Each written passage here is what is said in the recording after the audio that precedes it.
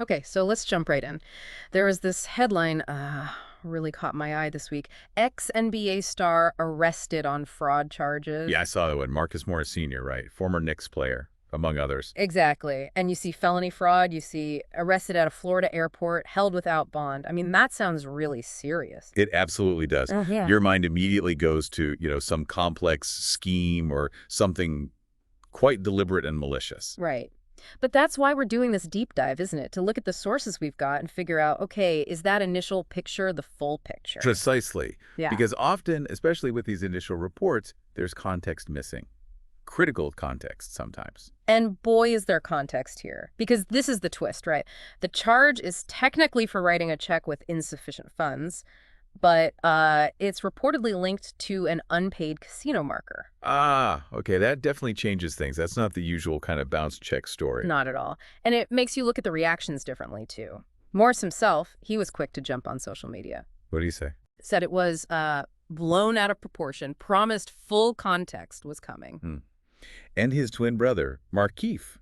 I saw he weighed in too. Yeah, he defended him publicly, called the headlines misleading, which, starts to make a bit more sense when you hear the casino marker part. Right, it suggests there's a specific angle here that maybe wasn't immediately obvious. Exactly. So for you listening, stick with us. By the end of this, you'll have a much, much clearer idea of why a fraud charge might not be what you think in this specific situation and how certain debts get handled legally. Okay, so let's unpack it. We've got Marcus Morris Sr., long NBA career, 13 seasons, now doing TV stuff with ESPN, so he's still a public figure. Definitely.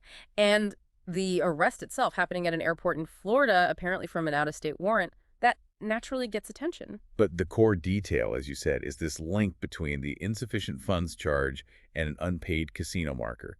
So maybe we should clarify what that actually is, a casino marker. Good idea. Because it's not something everyone deals with. Right, so think of a casino marker as basically a line of credit that casino gives you. It's like an IOU, essentially. Okay, a casino IOU. Yeah. And when you sign for it, you're usually agreeing that if you don't pay it back as agreed, the casino can treat that marker like a check drawn on your bank account. Ah, okay. So the casino can deposit it like a regular check. Exactly. And here's the crucial legal point.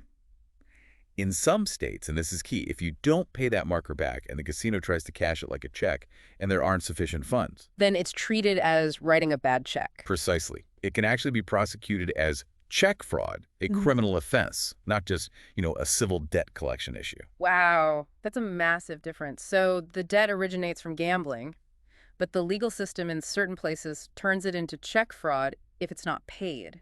That's the mechanism. And it seems like his agent basically confirmed this. There was a statement saying something like, this type of charge is common in states where unpaid casino debts are treated as legal matters. So implying it's not everywhere that this happens. Some states might just pursue it as a regular debt. That's exactly right. The legal framework varies. Some states have specific laws that criminalize unpaid markers in this way, treating the casino almost like any other merchant accepting a check.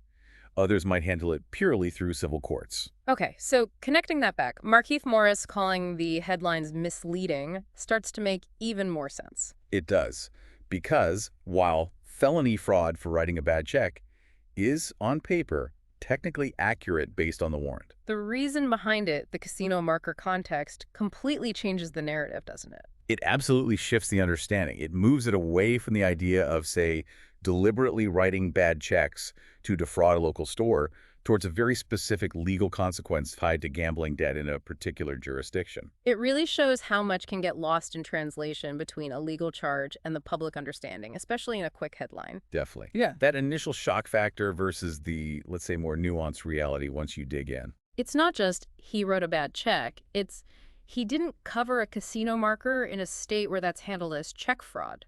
Much more specific. And that specificity is really the core insight here, I think, that this felony fraud charge in this case stems directly from that unpaid casino marker. Right, and like the agent said, apparently it's a known mechanism in certain places for dealing with those kinds of debts. They treat them seriously, potentially criminally. Which is often quite different from how, say, unpaid credit card debt is handled, which usually stays in the civil realm. So this whole situation, it's kind of a perfect example of how initial news reports, just by being brief, can sometimes miss that vital context, right? Absolutely. You need the backstory, the specifics of the legal situation to really grasp what's going on behind a term like fraud. And that's the takeaway for you listening. It really pays to look past the surface, especially with legal or financial stories involving public figures. Yeah, understanding the actual rules and systems at play is crucial. Mm, Things aren't always as simple as they first appear. Public perception can get way ahead of the facts sometimes. definitely. So maybe the thought to leave everyone with is this. What other everyday financial things, or even simple-sounding legal terms, Uh-huh.